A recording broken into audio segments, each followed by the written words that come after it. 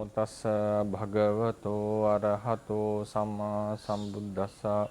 Namo tassa bhagavato arahato samma sambuddhassa. Namo tassa bhagavato arahato samma sambuddhassa. Good morning, everyone. Today we'll be starting a new topic. So far we have discussed about the Paramatta Dhammas, and from today onwards I'll be discussing about the other topics that were mentioned in the list. If you remember our initial list of the ultimacy. So from now today onwards there will be some for some there will be some new topics, because these topics are not much discussed in today's Abhidhamma when we discuss the basics. But my idea was, my intention or thought was that these topics that will be starting from today are very useful and essential in understanding, especially in understanding the Vipassana meditation. Today's topic is has a certain relationship with Vipassana, but from next week onwards there will be very direct relationships with the Vipassana insight meditation that will be very useful, the knowledge of which will be utterly necessary, I would call, in some context, to understand, to see the reality and to get Vipassana jnana, the wisdoms related to Vipassana. So if you have got the, I hope that most of you have got the handout which was distributed few days ago. So if I would suggest Dr. Ryan to share the Google link in the chat box. So if someone has not had the handout, could download it easily. So because we shared it in the WhatsApp group and also in the Viber groups that were made for this class. If someone is not in the groups yet, maybe they'll be able to download it now while the class is going. So before we start, the topic is named as Upadino Dhamma. Upadino Dhamma. So before we go into the topic, I would like to have a overlook about the basic topics that were listed in the list of the chart of ultimacy. Then this was divided into two: Sankata,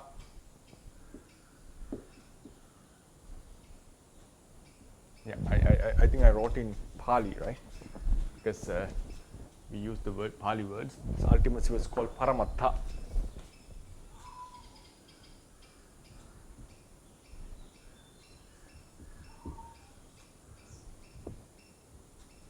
Then Sankata Paramattha, conditioned ultimacy, ultimate natures. Then Asankata,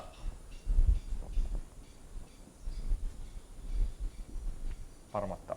Sankata Paramattha and Asankata Paramattha. Sankata Paramattha was put into four groups: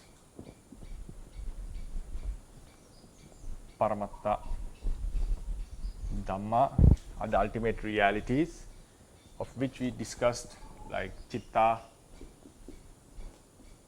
Cetasika and Rupa. I think the last few weeks we dedicated in discussing these topics.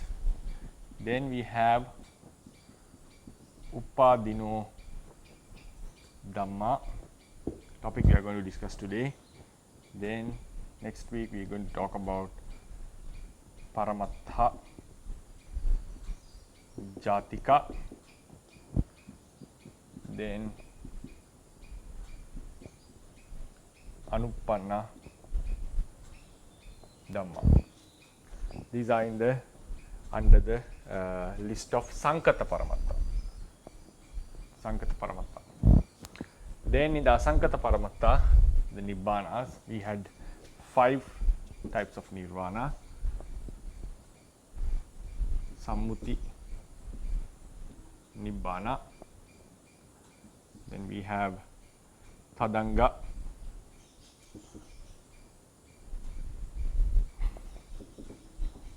Nibbana, Vikambana,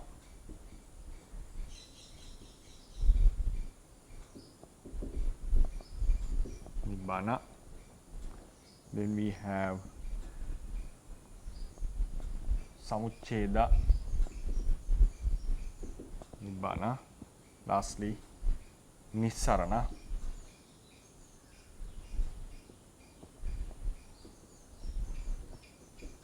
Nibbana. Then out of the group, these are the ultimacy, this is the ultimacy. Then we had Panyati. You know the name, Panyati. In between also, we had some realities like Tilakkana and so forth. Few, we will be discussing them later. So this is the chart of the ultimacy. So we can bring everything here, but there will be some additions at the end, like Dhamma, Dhammata, like the 5 the laws of the universe and so forth. So in the end of this course, we'll completely fill the chart and discuss each and every topic which is mentioned here. So this is like an introduction to the in ultimacy. So far we have discussed the natures. What is a paramatta? How do we call something a paramatta? We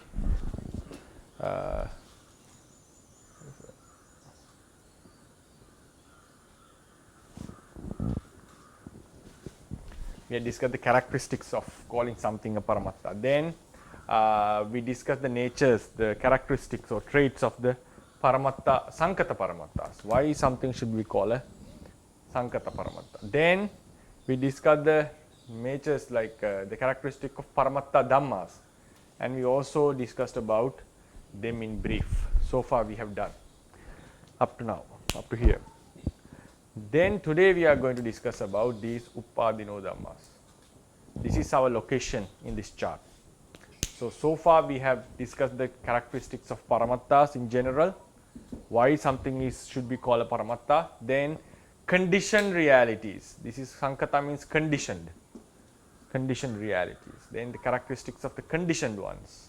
They depend on some other reality. They cannot exist alone.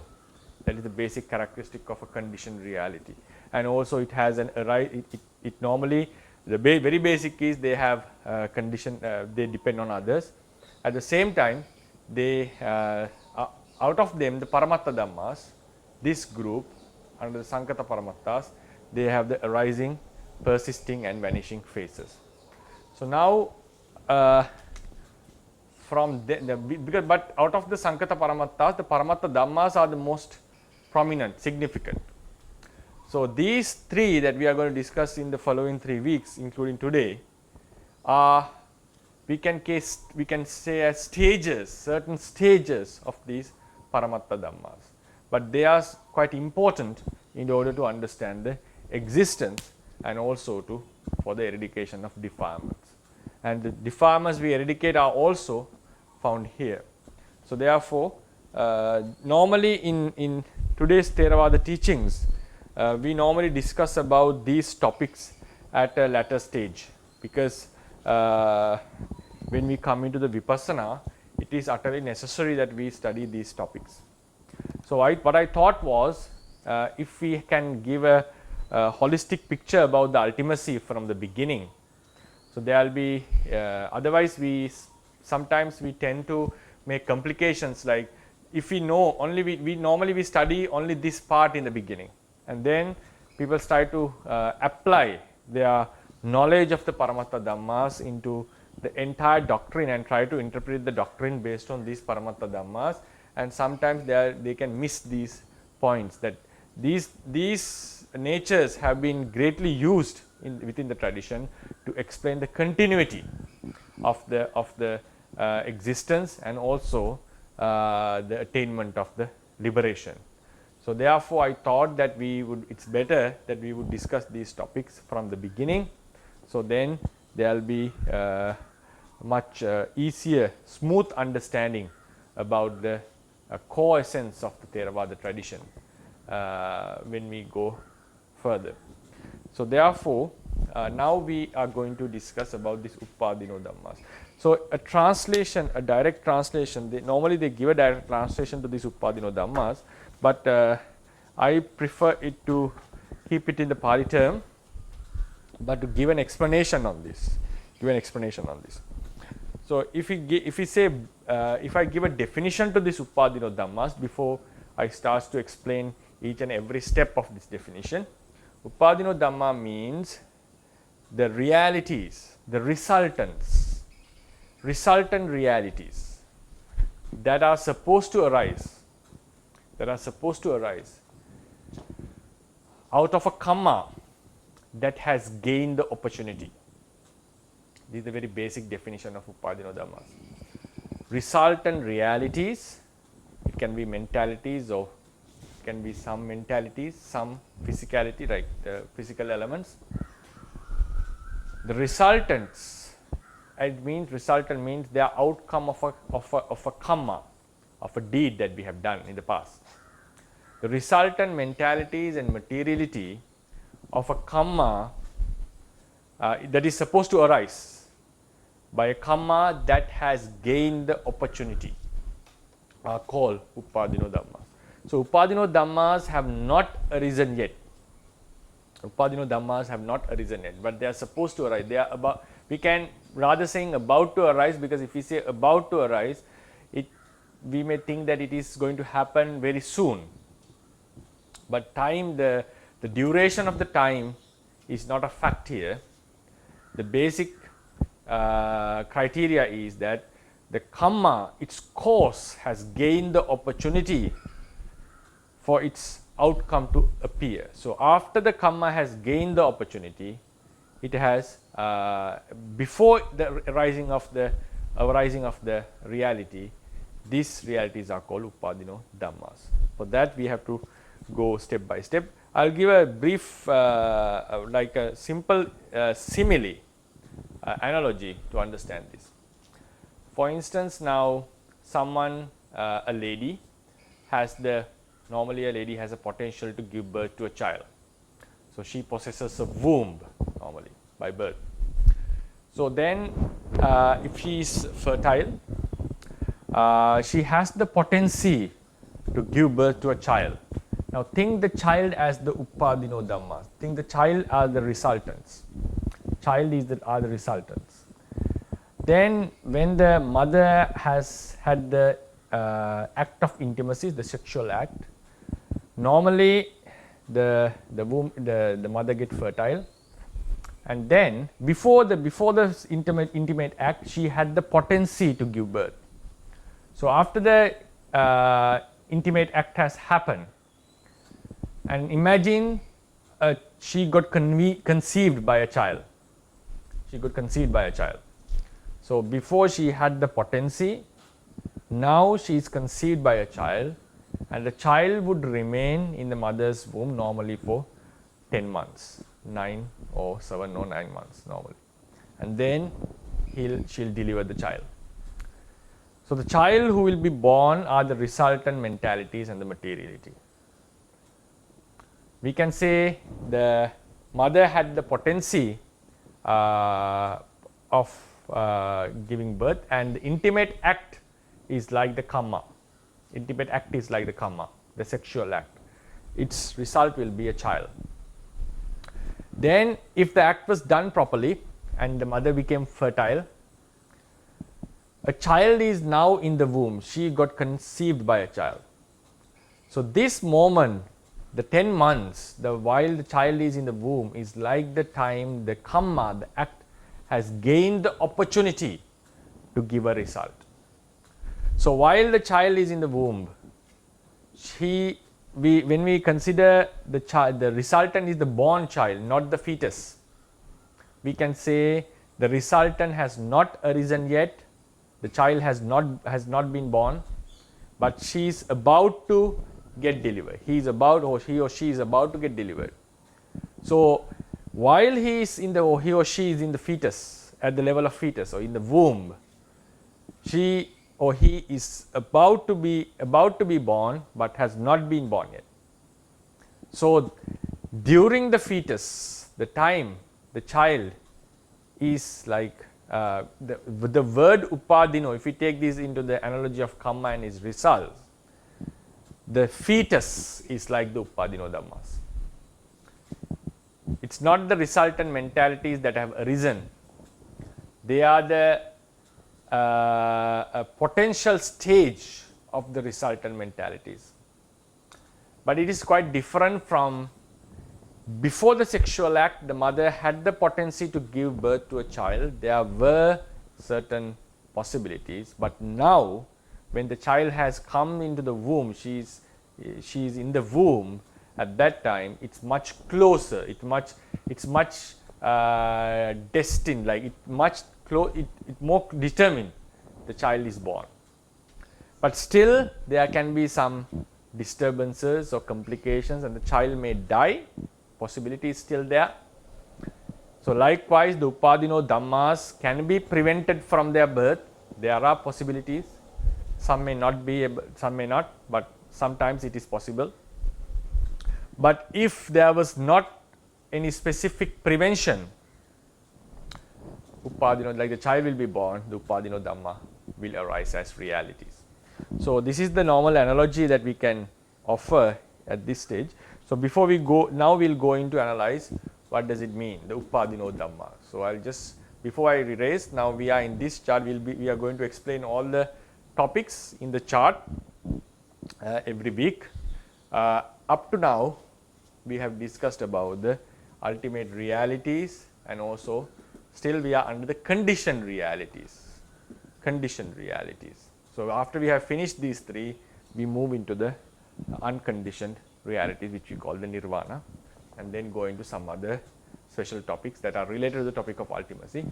Just to remind before I erase, there will be few more topics that will enter into this chart, so then it will come into a completion. So now we will go into explain what upadino dhamma are.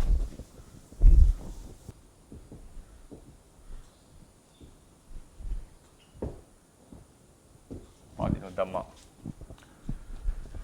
Normally when we do a karma, a non-arahant, when he does a karma, a certain energy or a force implants onto his mind stream, or we can say get implanted. We say in intransitive, as an intransitive word, is implanted onto the mind stream. What does it mean? That now our mind works one after another. We have discussed about this. Arises, passes away, arises, passes away. So when someone has done an act called karma, a deed, good or bad, a certain energy would remain in our mind stream, and it is implanted not by someone, as a natural cause. So this energy implanting onto the mind stream means it would start to follow the mind stream till it gets an opportunity. So if we try to bring it into a diagram, so the mind arises, passes away, arises, passes away. Chetana, normally the karma is called the chetana, the volition. It arises and passes away. Now it's no more. A new mind arises and passes away. But this chetana, if it was a karma, we normally call a karma a deed, a certain energy would be implanted here, would get implanted. We can call it karma sati.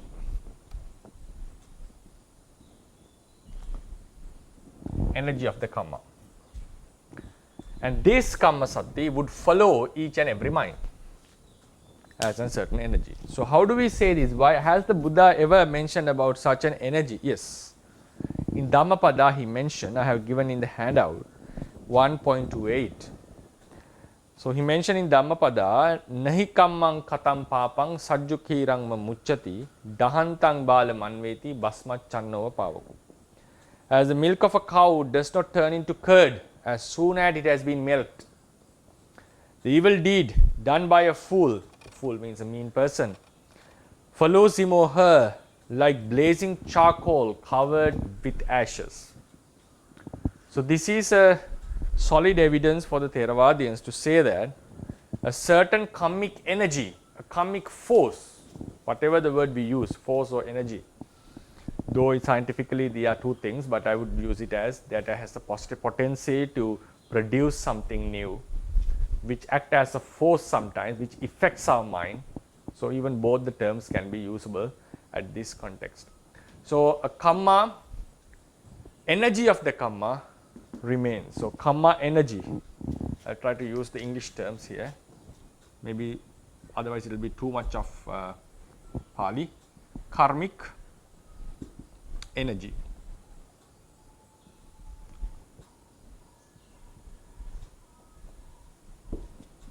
Karmic energy. This energy would follow the mind stream. And if you remember the first vast gatha of the Dhammapada even, the evil doer, the evil deed would follow the person like the wheel of the like the wheel follows the oxen who drags the cart. So likewise, the karmic energies, the person who has done good, the evil, the good force, the good karmic energy would follow him, would not let go of him like the shadow. So likewise, in both the good and bad aspects of the karma, Buddha has suggested or mentioned that a force would follow this person. So in our Pali terms, we call it kamma sati. We can translate it as the karmic energy or the karmic force that follows the mind stream. Then, so in our long samsara, we have done abundant number of karmas, countless number of karmas, of which the energy is still following us. So what is the state of this energy? How do we explain it? Is it a physical thing? It's very difficult to explain. It's not a physical stuff. It's not physical stuff according to the Theravadians, because the mind itself, the karma itself is not physical. We need a physical body to perform the karma, and the physical actions we do also do affect this karmic force. There is a great influence of the how the body was involved in the act. For instance, if someone behead someone, like cut the head of some person, so as a result we would get beheaded. Similarly we would get beheaded. Like that's how the karma has been explained. Similar traits we call kamma sarikkata, kamma sarikka vipaka. Vipaka is similar to how the karma has been done. Not equal, 100% equal, but there is a resemblance. So that's why I mentioned the physical involvement also has a effect on this karma. So it's something which is unexplainable entirely. But according to the doctrine, such a energy or such a force remains within the mind stream after the deed has been done. Then this energy would follow. So there are lots of energies, such energies that have been stored up within the mind stream. This energy we do not call it, or we do not term it as a chitta or chetasika or a rupa. This is something we call it like it's a one stage of chetasikas, a one stage. And in the list, if you remember in the Sankata Paramatta list, we had Paramatta Dhammas that we have discussed already. Then we had Uppadino Dhammas, the today's topic. The number 3 was Paramatta Jatika. I think if you have the handout, the first handout I have given, if you cannot recall the chart, in this chart, the second page of the first handout, we find, actually it is in the number 4 in this chart, Paramatta Jatika. So this karmic energy falls into that category. We don't term it as a Paramatta Dhamma. This is a Paramatta Dhamma. It's a reality that has arisen, that has the natures of arising, persisting and passing away. We can see it as a reality. See it means observe it as a reality. It is mixed.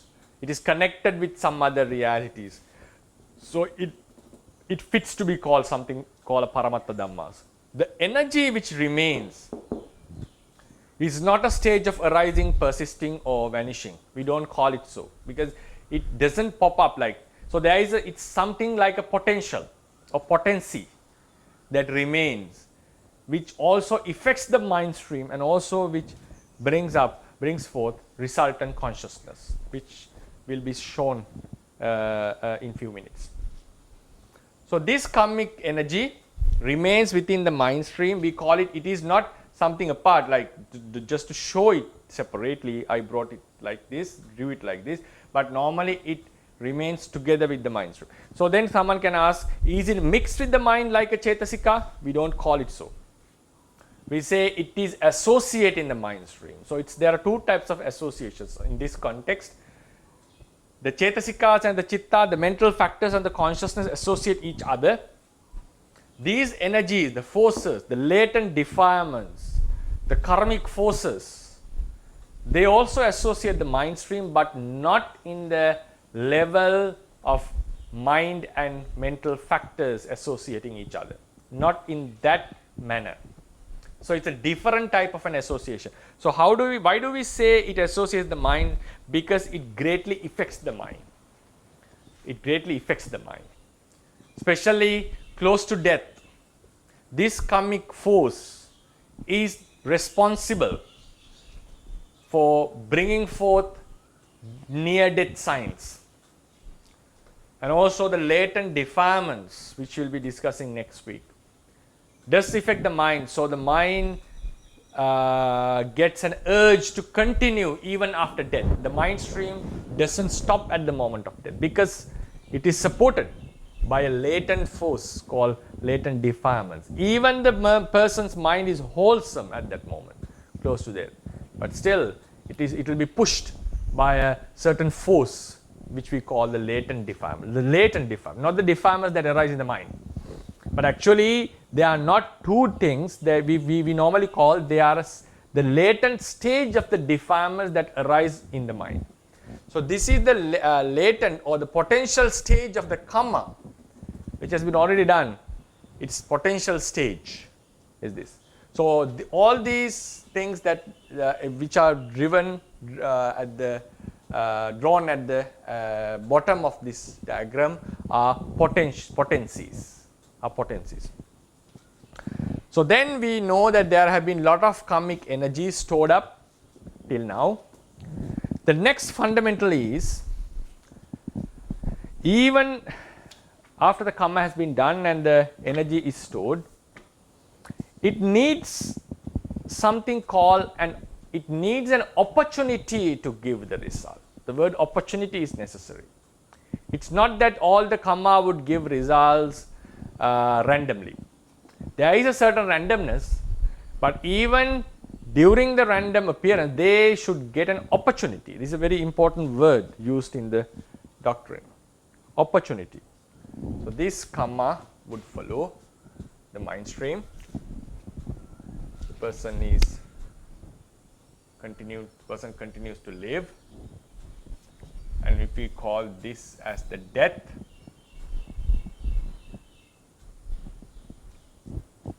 at a certain stage before the death, the karma gets an opportunity. I'll draw it with this angle. So now the karma has gained the opportunity.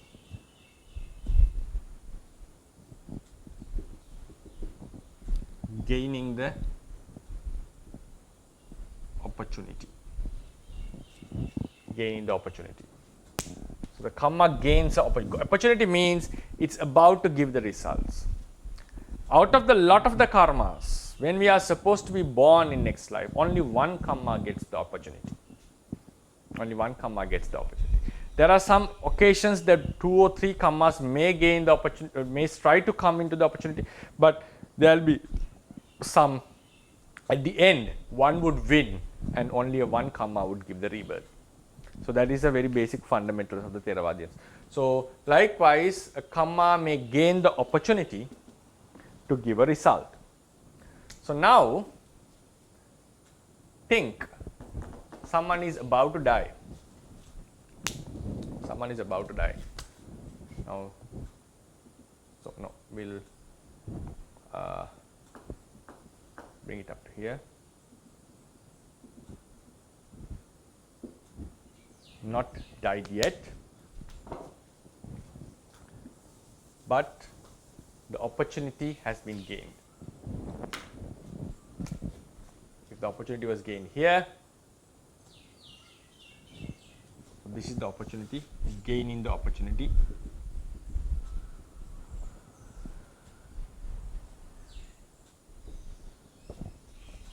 But still, now after gaining the opportunity, it is about to give a result. It's about to produce something. The karma would bring resultant consciousness, mental factors, and some karma born matter. So now, and these karmas, and also I would like to remind that these karmas need the support of two things: avidya, the ignorance, and tanha, the craving. Only the support of these karma will be active to give a result, give a rebirth. So this diagram goes, this will be the birth, that was the past life. I think you remember this chart. We have drawn it few times already. So now the karma has gained the opportunity to give its result. Gaining the opportunity means gaining an occasion. Now it's able to give a result. At this stage, karma is not able to give a result. Gaining the opportunity may happen in two ways. The karma itself, if it is powerful enough, may gain the opportunity in a suitable time, at a suitable time, occasion. Sometimes when the conditions, outside conditions gather, certain karmas get the opportunity. Sometimes our behavior also plays a huge role in giving the opportunity for certain karmas. So now the point is here, the karma has gained the opportunity, but it has not yet produced the results. The resultant mentalities, just the resultants, not all the mentalities in the future life. The resultant, maybe I'll confine it to here, right? There can be a lot of non-resultants would also appear after the birth has been given. Otherwise, sometimes we may misunderstand the entire life which is going to happen should be called upadino. No, only the resultants. Because if you remember, when we classified the chittas, we had wholesome chittas, unwholesome chittas, functional chittas, resultant chittas.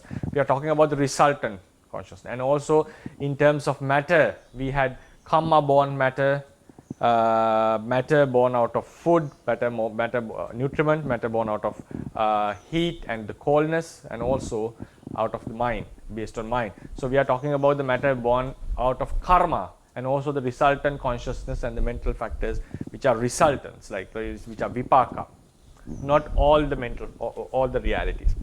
Now the karma has gained the opportunity, but it has not given the results yet, since the cause. Now this is the effect and this is the cause. Karma is the cause, resultants are the effects. But the thing is, the cause has gained the opportunity, but the results have not yet come out. They have not arisen yet. Such resultant mentalities and the physicality or the corporeal elements which have not arisen yet, that's why we mark with the broken lines, which has not arisen yet, but of which the karma has gained the opportunity. The karma has gained the opportunity, are called upadino dhammas.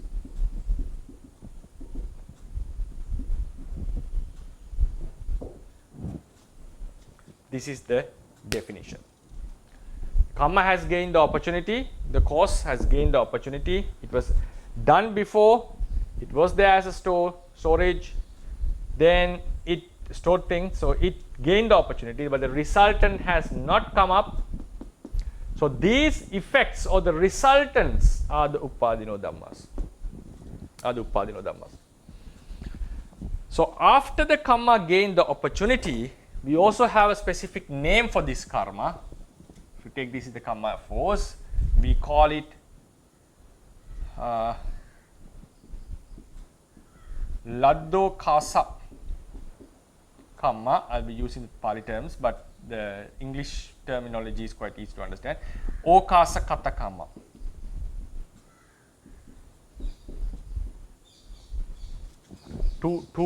We have synonyms for this. Laddo Kasa karma or Okasa Kata karma. It means the karma that has gained the opportunity. This karma has not gained the opportunity. We call it Aladdo Kasa, Anokasa Kata karma.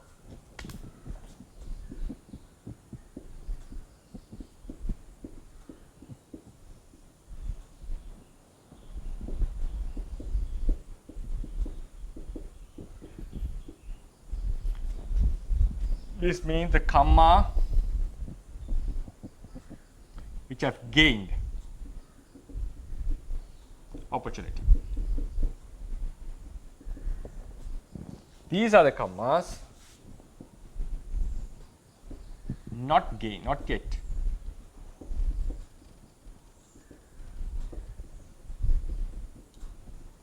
Pain on it. Opportunity. They haven't gained yet. So here they have gained.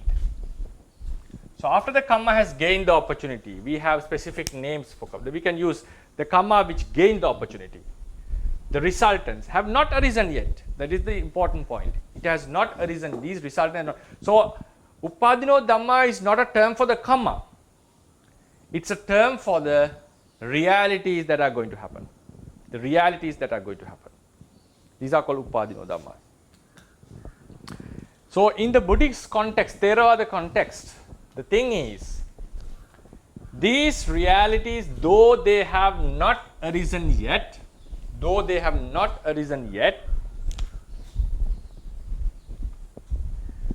even before they are arising, but after the karma has gained the opportunity, from this point onwards, even before they are arising, they are considered existing. Is the point here. They are considered existing.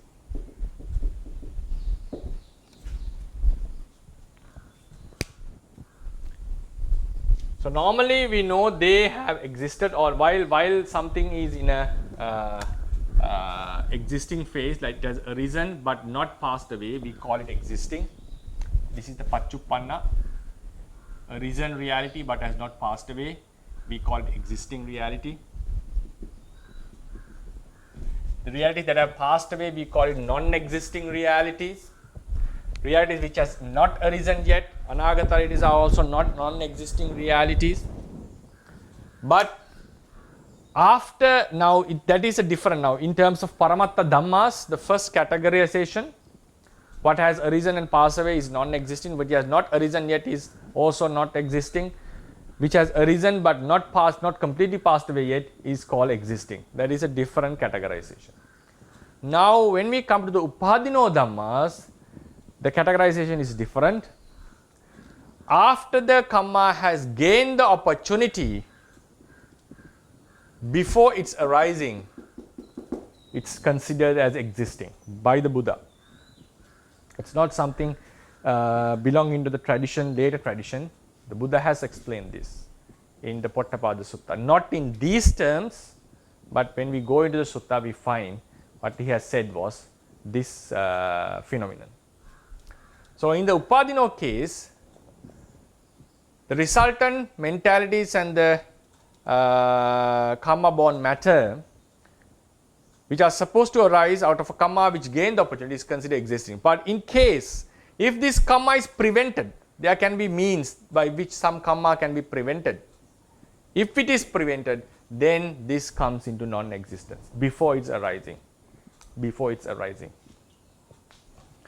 And also before the karma gained the opportunity, in terms of Upadino, we don't call it existing.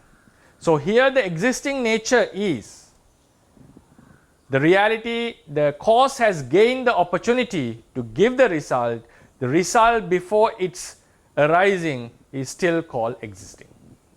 So now someone can ask the question, aren't these the future realities? Are these not the future realities? About that discussion, I'll take some few lectures to come to this point and tell that we are not talking about the future realities.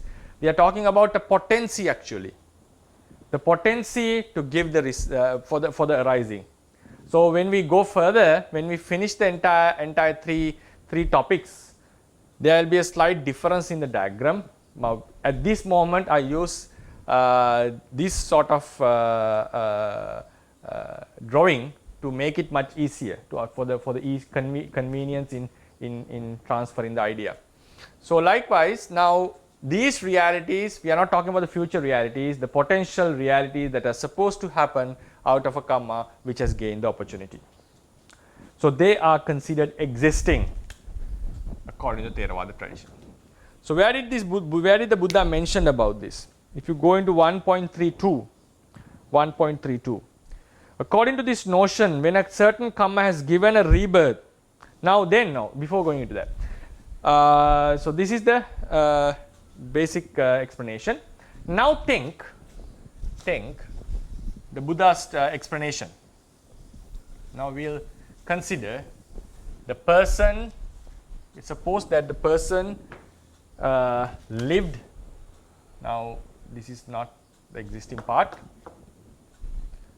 He died and then he was born. Suppose he was born. The karma was not prevented from resulting. So he was born. The rebirth happened. So it means the karma got the opportunity, it was not prevented, so the rebirth happened. Right? The rebirth happened. So what happens normally? A karma which gives the rebirth would produce all the Patisandhi, Bhavanga and Chuti Chittas. Bhavanga means the life continuum. Lots of Chittas will be produced by the karma which gave the rebirth. Not all the Chittas in one life, most of the Chittas, the very basic Chittas are produced by that same karma which gave the rebirth. So this karma is going to produce number of Chittas in this life. Not all Chittas, number of Chittas.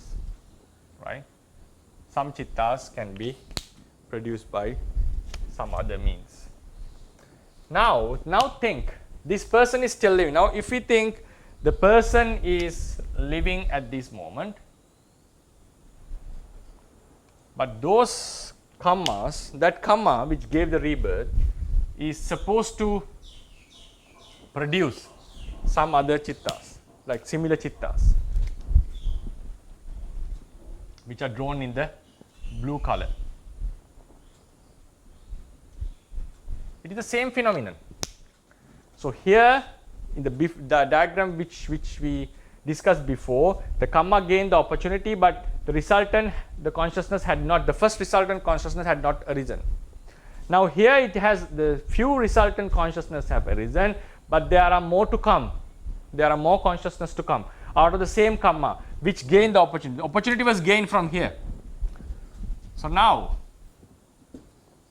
what about this consciousness which has not arisen yet, but it's the same karma has already got the opportunity, they have not arisen. So they also deserve to be called Upadino Dhamma even after the rebirth is given. Now these realities cannot be called Upadino because they have arisen yet. After they have arisen, we cannot call it Upadino. It has to be something which is going to happen. So these resultant consciousness, results of this karma has not arisen yet, so we can call them Upadino yet, still. Right? Now with this understanding, we go into the sutra. 1.32. According to this notion, when a certain karma has given a rebirth in a particular life, all the Bhavanga Chittas and the Chuti Chitta that are bound to arise are considered existing even before they have arisen. At this stage, the future Bhavanga which are going to happen in future, these Bhavanga and Chuti Chittas are also considered existing, the same phenomenon. This is one of the fundamental notions that the Buddha used in delivering the Pottapada Sutra. So if you go into the English translation, Pottapada, while the immaterial self produced by perception exists. So here immaterial self produced by perception is the Bhavanga Chitta of an Arupa being. Bhavanga Chitta of an Arupa being exists. A different perception arises and vanishes to that person. So while he said the resultant consciousness, the Bhavanga Chittas exist, different mentalities arise and pass away. Now for example, this is a different mentality. It is not produced by karma. It is not a resultant of a karma. It arises, passes away. But the Buddha considered, now these realities according to him have arisen and passed away. They are not existing anymore because they have passed away. So this is the different perception which has arisen. So he still considered the immaterial self produced by perception. It means the Bhavanga Chitta. I'll use simple terms. The resultant consciousness. Resultant consciousness of this karma still exists. So what does it mean? The tradition interprets this as he is referring to the Bhavangas which are going to happen, because already existing has passed away. A different consciousness arises and passes away. So while a different consciousness arises and passes away, still the main mind, the resultant mind exists. So what are these resultant minds? The minds which are going to happen as a result of the karma which gave the rebirth. They have not arisen yet, but the Buddha has considered them as arisen. So we'll go into the next paragraph. It will be easy to understand when you read. The immaterial self produced by perception here referred in the sutta is the Bhavanga Chitta of an Arupa being. This is the Bhavanga Chitta in blue color. When another perception has arisen, when another perception, the black color ones have arisen, the Bhavanga Chitta has already vanished. This Bhavanga has already vanished. That's clear. Because according to the Buddha, as preserved in the Theravada doctrine, no two consciousness can happen at the same time to the same being. Right? Only one consciousness at a time. But the Buddha can now when this consciousness, right, the Bhavanga, the blue color ones have passed away. But the Buddha considered the Bhavanga existing. He mentioned that it is still existing. Since why he did consider that? Since the new perception, when the new perception, this new perception has passed away, the black color one passed away, a new Bhavanga Chitta of similar nature will surely arise. It's going to happen. It's surely arise.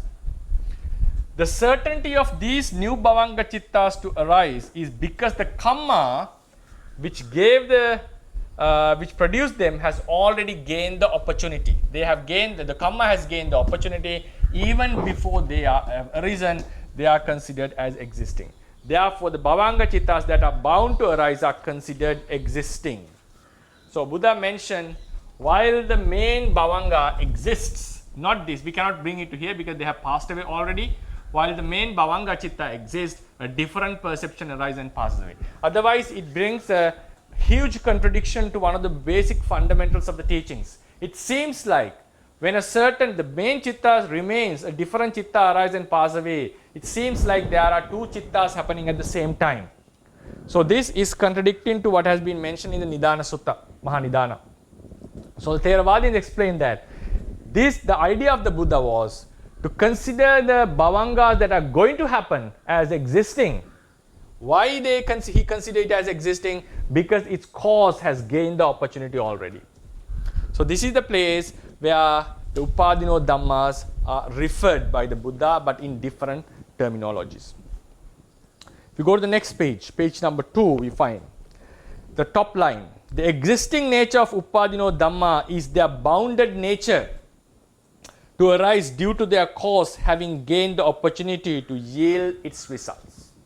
The cause has gained the opportunity to yield its results. So resultant before its arising is considered as existing. We give it a term, name called Upadino. We coin it as Upadino Dhamma. Then, I hope the idea was clear. I hope. So we can have discussions if there was any unclear thing. So now before they are arising, they are called upadino. But think, if when they have arisen, now think down, this has continued and the chitta has arisen, right? Not passed away. At this stage, we don't call it upadino dhamma. We call it a paramatta dhamma because it has arisen. After it has arisen, we call it paramatta dhamma. It's a chitta or cetasika. The vipaka chitta cetasikas, which we discussed in the previous lectures, the mind and so forth. After it has arisen, coming to the stages of upadititibhanga, arising, persisting and vanishing. Vanishing means in the process of vanishing, we call it ultimate reality, right? So then, this is the point. So before they are arising, now the upadino dhammas, normally we don't call it anagata, but I'll give a holistic picture about these these terminologies in a future lecture. How do we consider about them, right? Then these karma, after it's gained the opportunity, before it's producing the result, we call it like the karma which gave the opportunity. So these karmas, these are the karmas which are responsible for seeing near-death signs. These karmas brings forth, right? These karmas bring forth. And the last thing to be mentioned, after karma has gained the opportunity, before it gives the resultant, before it gives the rebirth, sometimes such karmas can be prevented from giving results. There are many examples, few examples given in the doctrine about this such phenomenon. There was a father of a monk who was involved in hunting as for his livelihood. He was killing animals.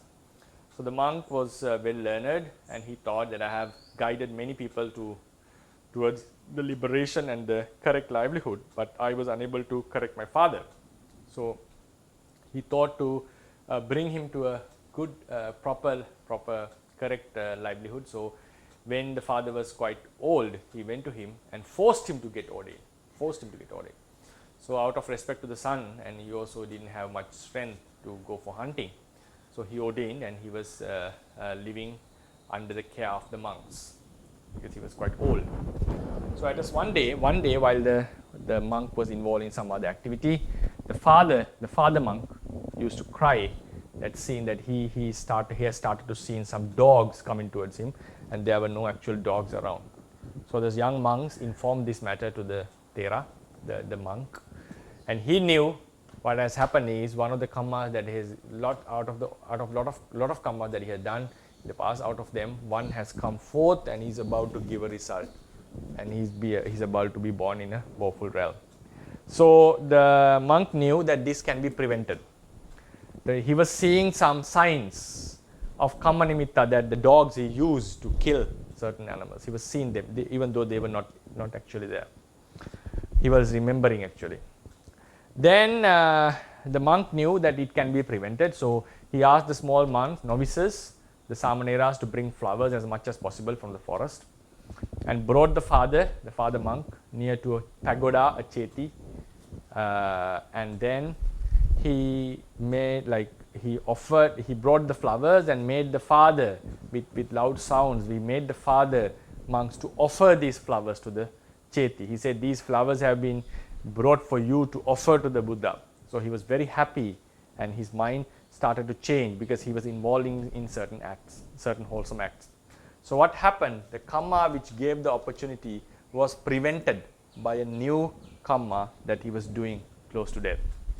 So what happened? That karma was prevented, a new karma came forth which he was doing near to death, and the book says he was born in the heavens after his death.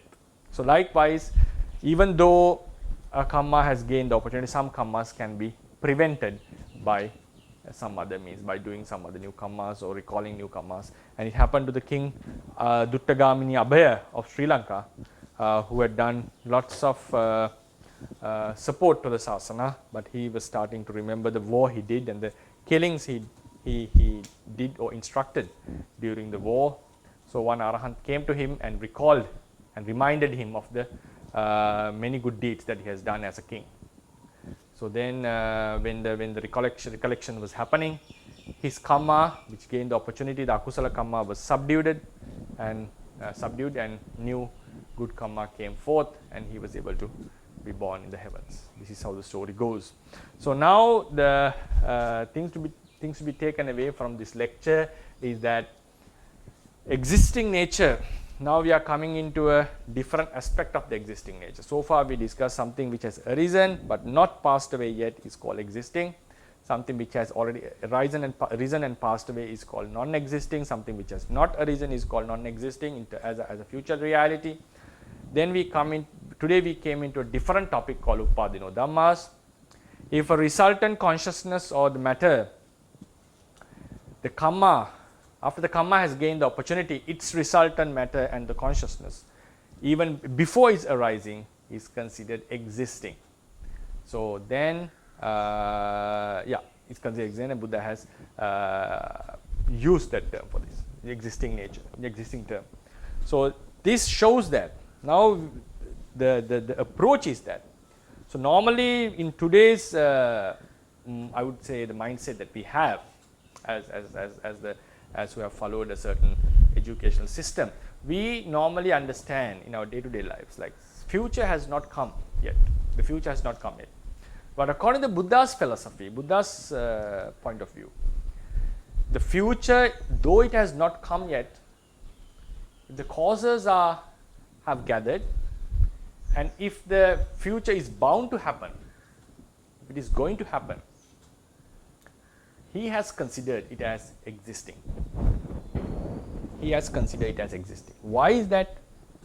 That thing is bound to happen. So this existing nature shows, that's why he mentioned, like the same phenomenon, same philosophy will be used in some other terms. That's why he mentioned a person. Now we are in a comfortable state as human beings. But as long as our karma is still there, which can give rebirths in the future in woeful realms, we are not freed from the suffering that is going to happen.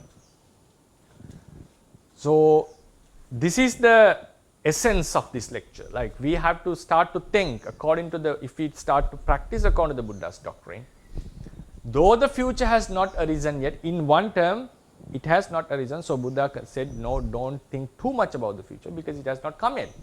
Focus on the present, live in the present moment. Like present means do your activities well, but fulfill your responsibilities without pondering about the unknown future. But at the same time, when we come into these topics, Upadino, Paramatta Jatika and Anuppanna Dhammas, he has emphasized that we have to have some urgency about the future because that future is existing in one way or another. Existing doesn't mean that it cannot be changed, it is fixed. No, it doesn't mean like that. It means we are not freed from that. So we cannot utter or we cannot say that we are free men, or we cannot say we are free women, like we are utterly, entirely released from the suffering, even though we don't experience any suffering at the moment. So now what the thought that we have to arise is the future, the resultants, the suffering,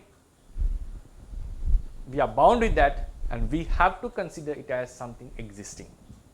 Existing not in the sense of have arisen and not passed away, but we are bound with it. We are not freed from it.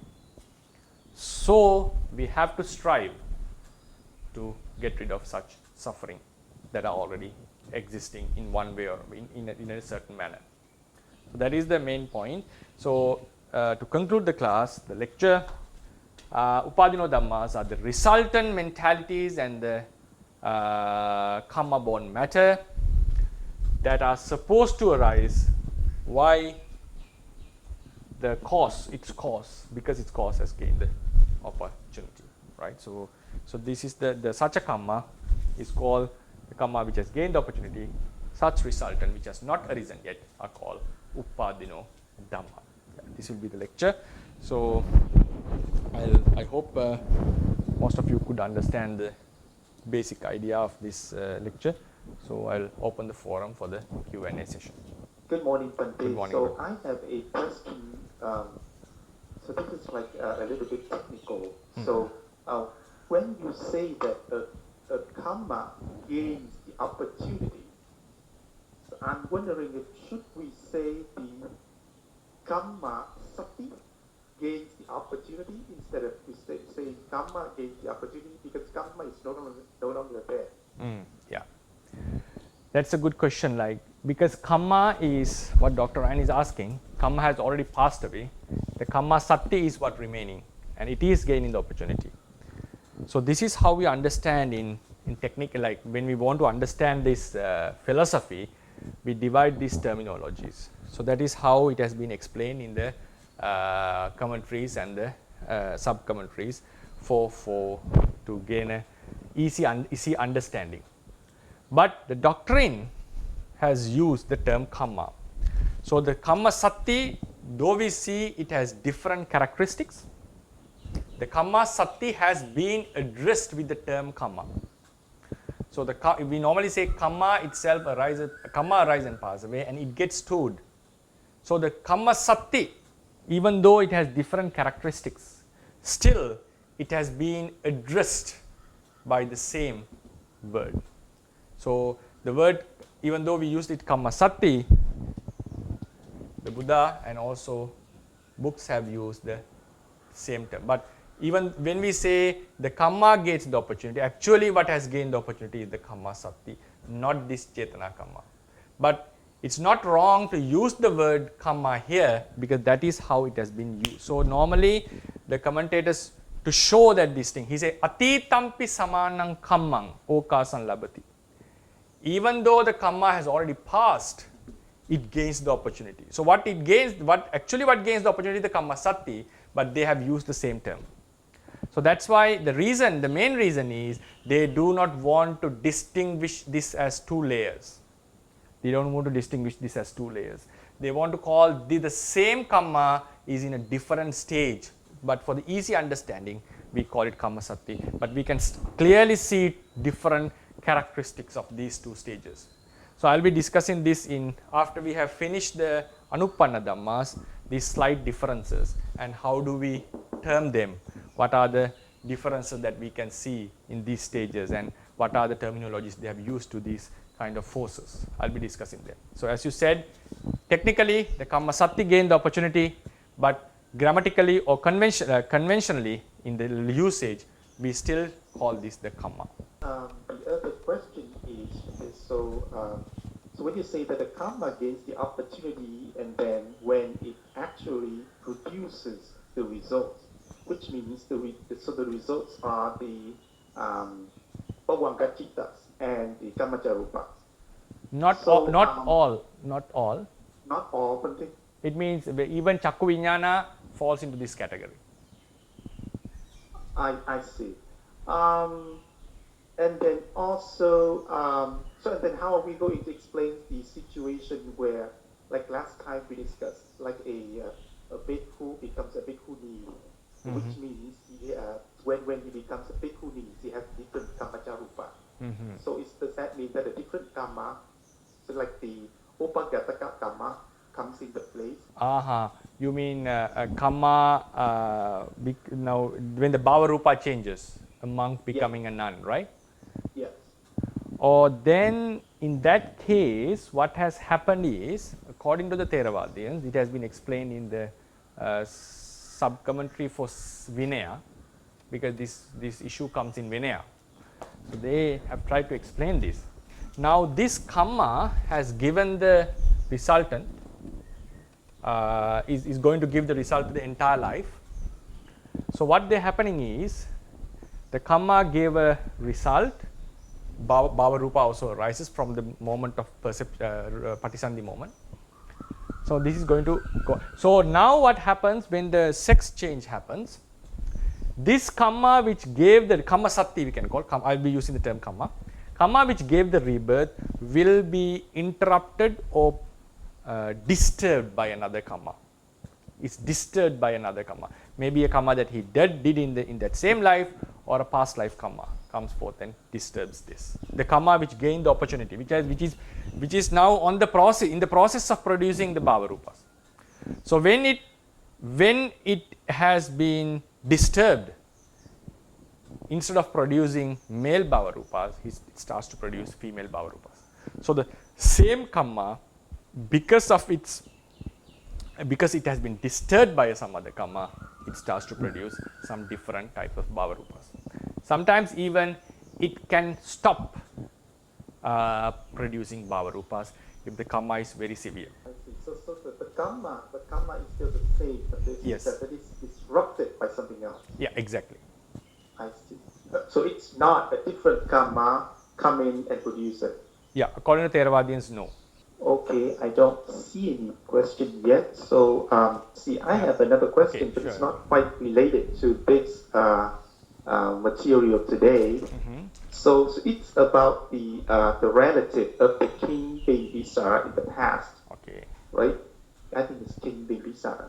So in the past, like the relative, the King Bimbisara, they committed some evil deed, like stealing the food that was supposed to be for the sangha, but they ate it in it beforehand. So then they became hungry ghosts for many lives.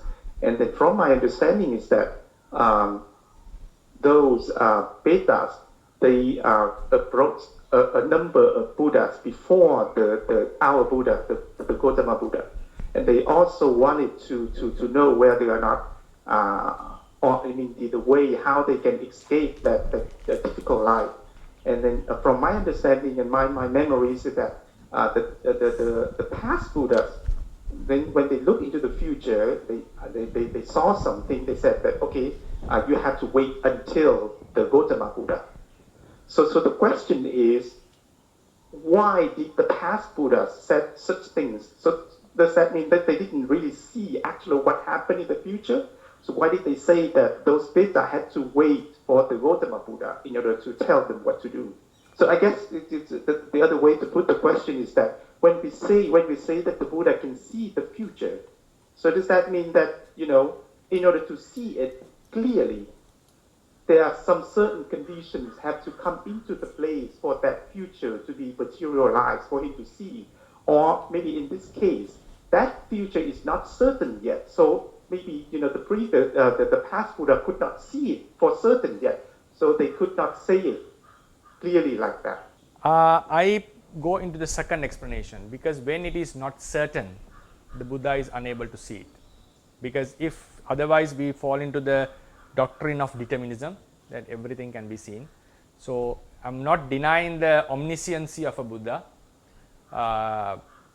Omnisciency of the Buddha is that if something is determined, he is able to see it clearly. And the next point is, if something is not determined, he is able to see all the possibilities, that this would have this, if he works like this would have happened, if this works like this would have happened. So he sees all the possibilities, and then it will be a huge possibilities, huge amount of possibilities. So I personally feel is like among the possibilities or probabilities, I would call probabilities now, some would have a 60% of a probability, some has a 30%, some has 10%. So he knows the probability is more to have, what probabilities have to happen is in this case like what is 60% probability. But still he finds that there is, if something changes in between because of whatever reason, this can divert. So in that cases they would not prophesize the thing. So that's the main thing. Personally I feel a Bodhisattva is prophesized to become a future Buddha. Couldn't the Buddhas before Dipankara, just one Buddha before Dipankara, according to the tradition, Tanhankara, Medankara, Saranankara Buddha, the Bodhisattva met him, some says. The Saranankara Buddha, couldn't he prophesize the future of the Siddhartha? Because it's just one Buddha away, like just few compared to the samsara, few years left, but it's a huge number of years. Because I think personally what I see is, he was 98 or 99% certain to be a Buddha, but still there were some possibilities that he could have diverted if these things happens, but unlikely, but still. So only after it becomes fully certain that a Buddha would say that this is going to happen. Otherwise, I personally don't think a Buddha can see into the future, into an unmeasurable time. Otherwise, everything would be determined. So then it's not a difficulty, it's not negating his omnisciency, because if something is not determined, he cannot say it determined. He cannot see it certainly. What he would be seeing is he has a possibility, there is a probability or a possibility that the person would understand, the person would get into such status. There is a possibility, but still there are some uncertainties. Right. Okay, thank you, Bhante. And then, yes, it's another question, Bhante. So, I don't remember the sutta. I think one sutta, the Buddha said that, so when the following three things happens, then phassa will arise. So those three things are dhamma yatana, manodora, and manovinyana. So when three things meet, then phassa arises. But then we know that manodora is bhavanga citta, right? So and then the bhavanga citta, and then so the bhavanga citta arises, and then some dhamma yatana will appear, and then the bhavanga citta is going to pass away, and then we're going to have manovinyana appears. So it looks to me that the manodora will arise first, and the manovinyana later. But then how can we say that those three things at the same time? How are we going to understand this? Manancha paticca dhammecha uppajjati manovinyana, right? Tinnan sangati passo. Yes. Right? Actually, this word tinnan sangati, dhamma plus manovinyana, right? Tinnan sangati passa. So the gathering of these three, the coming together of these three is called the passa. That's how normally we translate. Tinnan sangati passa. So tinnan sangati passa, the sangati, now according to the tradition, the Theravadis explain, this is the manifestation of passa. It's not the characteristic, it's not the function. Manifestation. So when the passa arises, the yogi sees it, yogi understands it likewise. So in the same thing we have chakku, rupa, chakku viññāna, the gathering of all three is passa. So it manifests as the three things have come together. It manifests to the yogi. Just the gathering is not the passa, the manifestation is like. So that's why otherwise we say tinnan sangati passo. The gathering of three things is passa. The passa doesn't have a characteristic because it's just the gathering of the all three is called the passa. So if we go into this explanation in terms of the wordings, passa doesn't have an independent existence. But in the Dhamma Anupada Sutta and few other places, Buddha has mentioned that the passa is a chetasika, it's a separate entity. It arises and passes away.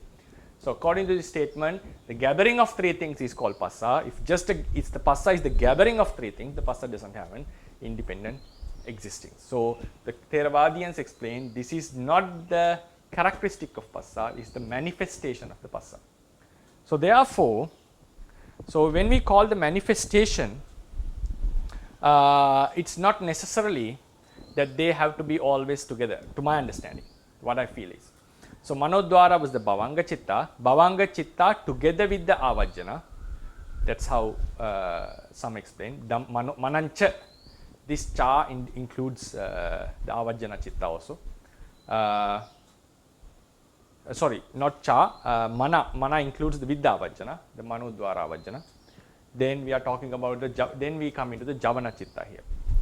So these Bhavanga over together with Avajjana, or even we just take Bhavanga, it's okay. So Mano Vijnana, because Mano Vijnana can be called, Avajjana can also be called Mano Vijnana, but the tradition wants to hold that Avajjana is included in the word Mana. So the Bhavanga Chitta arises, passes away, the mind Mano Vijnana arises with certain Chetasikas, and they are all gathering is the Passa, and also we can bring the hard base there, which is also Dhammayatana, but we don't need to bring it actually. So now when we observe the Passa, we feel like gathering of Chitta and Chetasikas, and also object that gathering, the Passa appears as that gathering. So here Mano, the Bhavanga Chitta, is like the person may experience it as, now there was a do, the mind do, this occurred in the mind do. So therefore, like I do, when we think the contact of the I do cannot be avoided. So we know that this Mano Vijnana, this Dhammayatana, all gathered in the mind do, though the mind do has already passed away. The idea of mind do would still be there when we observe this mind. So we normally know this Passa, the Mano Vijnana, the Chetasikas, and all happen in the mind do. So that the idea of mind do is there. So if we analyze where did this Passa arose, it appeared in the mind do. Technically it has passed away. But when we observe, our mind understand the Passa as a mind-o Passa. So that is why it is explained as Tinnan Sangati Passo. This is how it manifests to the yogi. It's not that all have to be there to something to be called Passa. This is how the yogi would understand, because when we are observing the mind-o, we know this has occurred in the mind-o, and the mind-o, the Bhavanga Chitta, has already passed away, but still, as we understand it as something in the mind-o, so Buddha has given the gathering of all these three is the Passa. Bhante, can you hear me? Yes, I can. Bhante, actually, I was not very clear about the Passa. So, Tinna Sangati Passa, when you were saying Passa according to Theravada tradition, so Passa, I thought is the next step, like Passa is a Chaitasika, right? Yeah. So, three things coming together is not, three things coming together is not called Passa, but Passa is happening after three things coming together. Is that right, Bhante? I just want to clarify. No. Three things coming together is not a reality. It's just a gathering. So when this statement according to Theravadians is how the Passa is manifested. Manifested means we understand when we observe the Passa coming of these three. So we understand the Passa as the coming of these three. So if we just focus on this statement, Passa will not have its own existence, because it's just a gathering of three things. So some would start to explain Passa is not a Chetasika, it's just the gathering of three things. So that's why I mentioned, according to Theravadians, this term is just how the Passa manifests, because in few suttas Buddha has mentioned Passa as a Chetasika. So therefore, when the three things come together, Passa arises at the same time. Like together with the Mano Vijnana, Passa arises, together with the Dhammayatana, Passa arises. But this is how, when we focus on the Passa separately, this is how the yogi feels it or understands it. It's how the understanding comes up. So it's not an explanation about the Passa. So it's a when the three Mano Vijnana is there, Dhammayatana is there, the Bhavanga has supported in the previous. So Passa arises together with the Mano Vijnana. It arises together with the Mano Vijnana. But when we observe it, we understand it as the gathering of three things. Bhante, any Vijnana has Passa already in it, right? Like seven, Sarva Chitta Sadharana. So here what I thought was the Passa is kind of taking the leading role, right? Is that how it happens? Passa does take the leading role, yes. So Now, when you say mano vijnana is happening, not past. But I didn't actually. No, I didn't get it it's correctly. so this is the mano bhavanga chitta. Okay, we'll just go into the bhavanga chitta. Then we have avajjana, javana. So with the javana we have chetasikas, all. So out of chetasika, passa is one. Then there are some more. So they happen together, right? So passa, the chetasikas, mano vijnana appears together, but as a cluster. This happened before, it has passed away already. This is the mano. This is the, normally if I precisely say, mano means these two together according to tradition. Then javana chitta is mano vijnana, right? This is the mano vijnana. These are dhamma ayatana, right? Dhamma ramana, we normally we can bring it as dhamma ayatana because it's the ayatana teaching. So then we come into passa. Passa also arises together. So now when we focus on vijnana, we don't focus on them. So because of mano and dhamma, mano vijnana arises. So because of mano, dhamma, mano vijnana, when we focus on the passa itself, now this is our focus, the yogi's focus. So yogi understands passa as a chetasika, but it is more clear to him that this, when these three have gathered, we can observe the effects of passa. So instead of knowing passa in its real characteristic, the yogi understands based on some other factors. The passa is understood with these factors. So that's why to understand the characteristic of passa, it's rather than understand the characteristic of passa directly, it's easier to understand him based on some other factors. So that's why the gathering of these three is called the passa.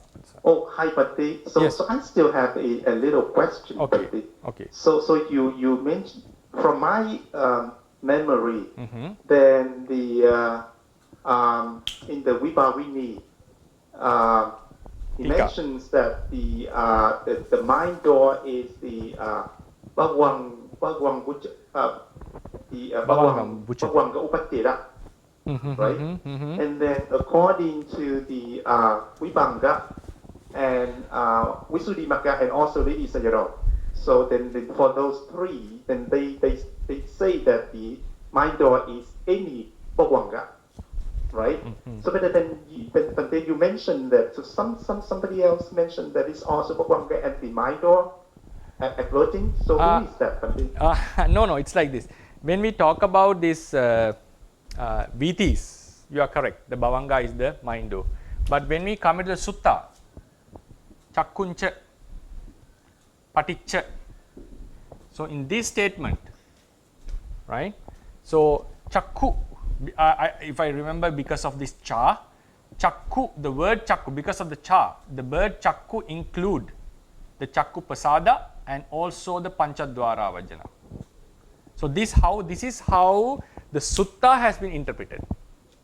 So we're not talking about the Vitis here. In the Viti lectures, Mindo will be the Bhavanga, Avajana will be a Manovinyana. That's correct. But when we go into the explain that Sutta, particular Sutta of Ayatanas, Buddha mentioned, Manancha Paticca Dhammecha Upajjati Manovinyanam and so forth. So in those suttas, the word cha, because of this word cha, Chakku, the word Chakku covers both the Pasada and the Avajjana. Sota covers both the Pasada and Avajjana. Mano covers the Bhavanga and the Avajjana. So that is how the Sutta has been explained. You can find this in the Vibhanga commentary, that this is how, if you go into Ayatana or Dhatu, I forgot, Ayatana Vibhanga or Dhatu Vibhanga, I'll try to give you the reference. In one place they consider, this is how they interpret the term the Sutta. in the tradition, within the tradition. Morning, Bani. Okay. So here, this is the Jakhongja. Here in the Madhubindika Sutta of the Munapanasa. So the other guy it mentions, Jakhongja avuso, naga ayamato avuso, nisaya bhavena, jakupasatanja, aramana bhavena, jatu samuthanika rupeja, patija jakuvenyana nama upajati. So that means like include the Jakku Pasada and the Aramana. Aramana, then?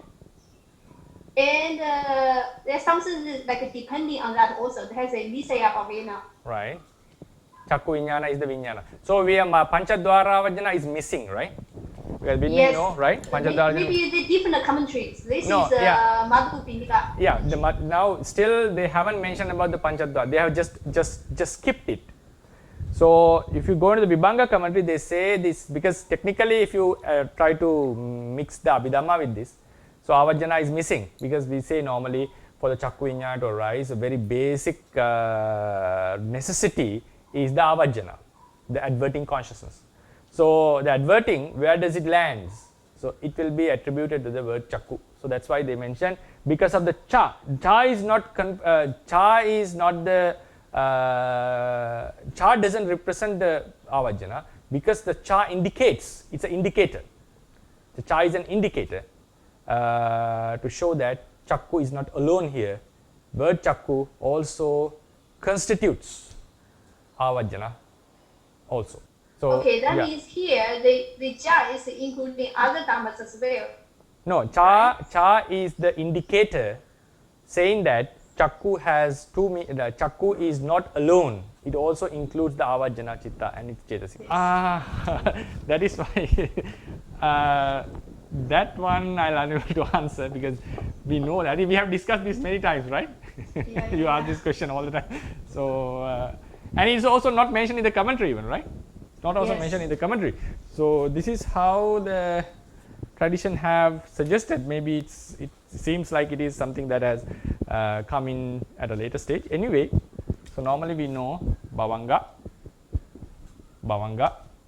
so Chakku, then Chakku Vijnana arises, Panchadwara Avajjana, Chakku Vijnana, Sampatichana it goes and it strikes the object strikes. So here Chakku is here, this one, Chakku is the eye, Rupa contacts here, the eye, then Chakku Vijnana arises, right? So Bhavanga Chitta is something other than that because of the Chakku, because of the striking. The Bhavanga we don't need to consider here because it's the door, it's a mind door. So after the contact, the Chakku doesn't arise immediately. This has to happen. It's very basic requirement. Avajjana is a very basic requirement for any chitta to happen. So therefore, this Avajjana would be missing. So the same thing comes with the Manancha Paticca Dhamme Uppajjati Manoviññāna. So that's why the word Chakku, then Rupa, Chakku Vijnana, right? So this Bhavanga they want to incorporate with this. So why, how they do it, the usage of Cha, they say indicates, puts it here. So Savajjanam Pasada, we normally say Savajjanam Pasada, the Pasada together with the Avajjana. Thank you, Bhante. Sadhu. And I think now Mr. Ananda raised his hand again. Okay. Bhante, I have two questions actually. Okay. Now, when you say, Tinna Sangati Pasta Pastapajja Vedana, Yang Vedeti Tang Sanjanati, so there the Sanya is followed by Vedana. So can the reverse order also take place? Like firstly you start Sanya, then you get Vedana. It's a very good question. Yeah, it's very something that we need to analyze. So according to Venerable Buddhaghosa, possible. According to Venerable Buddhaghosa, it's possible. Like yang sanjanati tang vedeti, yang vedeti tam pusati, there is no significance in it. But for the ancient commentaries, Buddhaghosa has argued on this matter. He has suggested, I don't see that he doesn't see any significance of passa over others. But the ancient commentaries, they suggested, that passa is the most among the Chetasika. Chitta is the forerunner, that's for sure, because Buddha has mentioned this. That's for sure means it has been mentioned in many places. Among the Chetasikas, and also passa, Chitta needs the support of passa, that's also very clear. Among the Chetasikas, passa stands as the pinnacle of a roof, like Kutagara. So therefore they suggest that's why the passa was preached first, and then so it shows that Vedana, Sanya also have a great influence over others. So according to the ancient commentaries, they didn't discuss about the Vedana and Sanya, that we can analogically apply this. The passa was preached in the beginning with a purpose. But when Buddhaghosa suggests, you can see this in the commentary for Attasalini. If you go, the ones who know Pali can go into Passa Panchamaka Vannana. I'll just first write it because some listeners can go into the reading. Passa Panchamaka Vannana.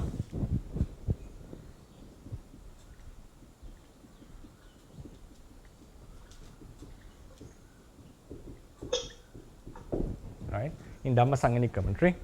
So the ancient commentaries say that's why the passa was preached first. It has a significant role and it can be proven in many suttas. Normally passa pacchaya vedana, and also vedana never comes before passa normally in suttas. So therefore, and also sanya comes after vedana. So there is a significant reason for this order. So, but when Buddhaghosa didn't like it, he says to him, it doesn't make much sense. So he says any order would be okay. So then Venerable Lady Sayadaw, writing the Paramattha Dipani, suggested that the ancient commentaries were precise on this matter. So he also preferred that the preaching of passa in the beginning has some meaning. So though they arise together, though they happen together in a cluster, the role the passa plays is significant over others. So as your question comes, we should not reverse the order. We can reverse in terms of the time, temporarily we can reverse it in terms of time, but not in terms of the role they play in the cluster. Yeah, Bhante, actually my question mainly between Vedana and Sanya, but also I have heard Sabbe Dhamma Passamulika. Yeah. Like, all the Dhamma starts with the contact, right? So that is, I think, understandable. Like, to me, it makes sense. But now when you say Vedana Pacchaya Sanya, but sometimes, for example, okay, I see a person, walking on the road, and then I recognize him as an enemy or a person who is not friendly with me. Then I get the bad feeling or negative feeling, emotion. So there the sanya or the recognition starts first, right? So and also you can start first. You can get a vedana, like some bad vedana or some kayagata sati and some kind of bodily sensation. Then you can get a sanya later on. So both can work. So that's correct, isn't it, Bhante? No, it's like this, because now there are two teachings saying that Sabbe Dhamma Vedana Samosarana. All the Dhammas can be gathered in Vedana, like it was said into Passa. And also there is a teaching about the Sanya, Sabbe, like Sanya Nidhana or something, some teaching. So Okay. there are in various places the Buddha has given priority to different realities. So Nidana, Papancha Samudaya and so forth. There are some the significance of Sanya over some defilements and so forth. And then all the realities can be gathered in Vedana also, he has mentioned, and also in the Passa. So these three have had their own significant roles in the teachings. As you said, in the practical aspect, so my first explanation was based on as it was given to Passa. So we see the order. Normally we don't see sanya yan sanjanati tam vedeti according to the teachings. So that's why I mentioned that if the Passa was given the priority, the Vedana should be given the priority over Sanya. It seems like. But in actual practical life, we see, as you said, sometimes we recognize the person and then we start to feel good or bad about him. Before that, we didn't have a significant feeling. I would not say no feeling. A significant feeling was not there. So maybe that was the reason. Maybe that was the reason when Buddhaghosa was suggesting that he doesn't see much difference in the order. So, but when we go into the explanation of Abhidhamma, we find when the processes have been explained, in the first Viti, the most significant in the Javana process is the Vedana. It starts to feel it. But that feeling may not be that much, because the thing is, like, the objective, when an object is properly known, if we go into the depths of the explanation, we find for the object to be properly known, the mind has to have a sensitivity, or should be sensitive to its taste. Taste means the flavor. So if the flavor is not known well, the object is not known well. So that is the basic explanation why the feeling should be found in each and every consciousness, because if then it doesn't come into the level of perfect cognition. So in that aspect, we would say even before someone has recognized someone, the cognition has to happen perfectly. For that, the perfect cognition is facilitated by Vedana. So in that sense, still someone can argue that Vedana comes, the significant role of Vedana is prior to Sanya. But as you said, in the practical life, it is obvious that we recognize someone, and only after the recognition we starts to get the memories and starts to get that resentment and all bitter feelings. Yeah. So maybe that was these were the reasons that Venerable Buddhaghosa said he doesn't see much specific. Even his Passa he mentioned, not in all the Cetasikas. He said you can start with any. He doesn't see much significance of one Cetasika over other. But when we come to some other perspectives, we see Passa has been preached in the beginning, and the Vedana, because the Vedana facilitates the proper cognition, and then the Sanya recognition. So after these three have happened, all the other mental factors starts to play the role. Okay. But there's another little part, the second part of the question. So when we reconcile between the Chitta Viti and this process, like Tinna Sangati Pasto Pasapachya Vedana and all that, Vedana, and there, when it comes to Papancha, so that is the level where we start the karma, right, or the javana.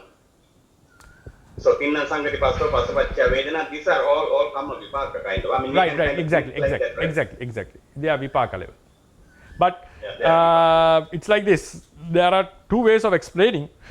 When we say Vedana, normally we go into the Vedana of the Vijnana.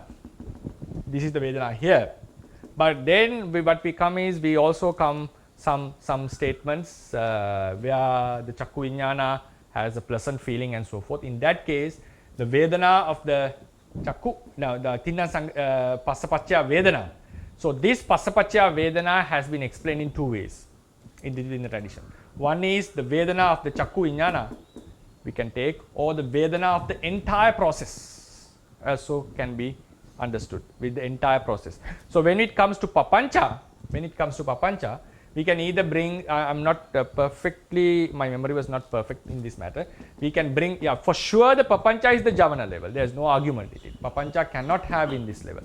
Yeah. But the Vedana, we have two interpretations. We can bring the Vedana of the Chakku or Vedana of the entire Viti. Hi Bhante, I'm sorry. Okay. Because we brought up the Passa Panchamaka, so okay. I have a question about that, Bhante. So in the so we know that according to Abhidhamma Sankaha, so we have 7 Sappacita Sadharana, right? So and then Passa Vedana Cetana Sanya Ekakata Jivita Indriya and Manasikara. Yes. So in the Passa Panchamaka, then we in there we have Passa, Vedana, Chetana, and Sanya, and the Chitta. And we know that Ekakata and Jivita, it appears in other groups. Yeah. But so why did the Buddha put the Manasikara in the group of the Yewapanaka? I think they have given explanation on this. They say one is they are not very prominent, and some other reason.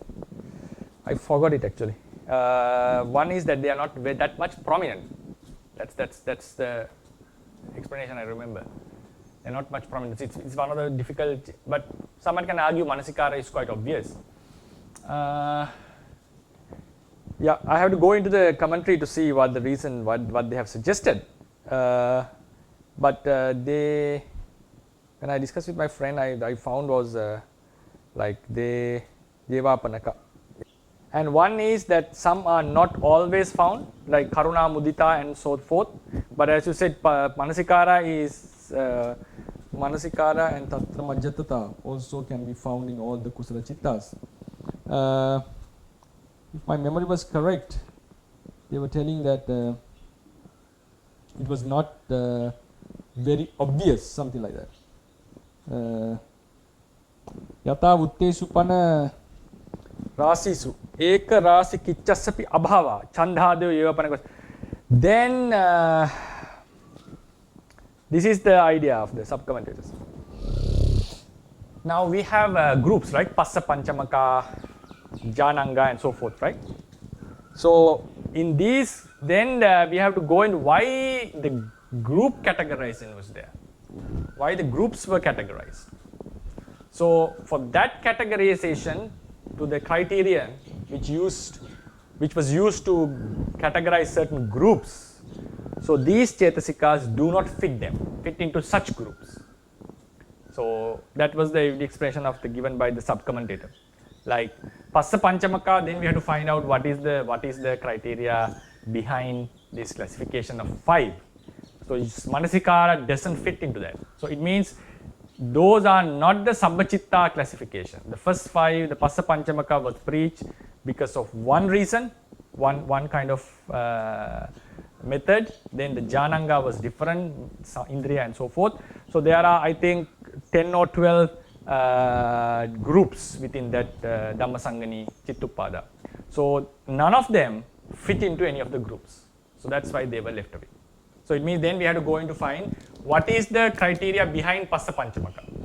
Vedana, Jananga and all we know that, we have already studied. Then we have to study what is the criterion behind Passa Panchamaka. Why he preached this, based on what some 5, only 5 of them fell into this. So that characteristic based on which they were classified is not found in Chanda, Manasikara, Tat, and all this. Yeah, just because I asked this because the 8 remaining Chittas in the Yevapanaka, they don't always associate with the Chittas. We know that, but Right. Manasikara is a Sabbachitta Sararana, so it's kind of strange. Yeah. So they say Yata Vittesupana Rasisu, the groups that have been explained. Ekarasi Kichasapi Abhava, Chandhadeo Jeva. Chanda and so forth doesn't have any of the functions of these groups. Like they don't fall into Jananga, Indriya, and all these. And also, this Passa Panchamaka was also preached based on a certain function. So that function is not found. That's what they are saying. So may this merit of discussing Dhamma assist us to attain our liberation, and also may the Buddha Sasana last long for the betterment of the world. Buddha Sasanang Chirantitthatu, Buddha Sasanang Chirantitthatu, Buddha Sasanang Chirantitthatu, Sadhu, Sadhu, Sadhu.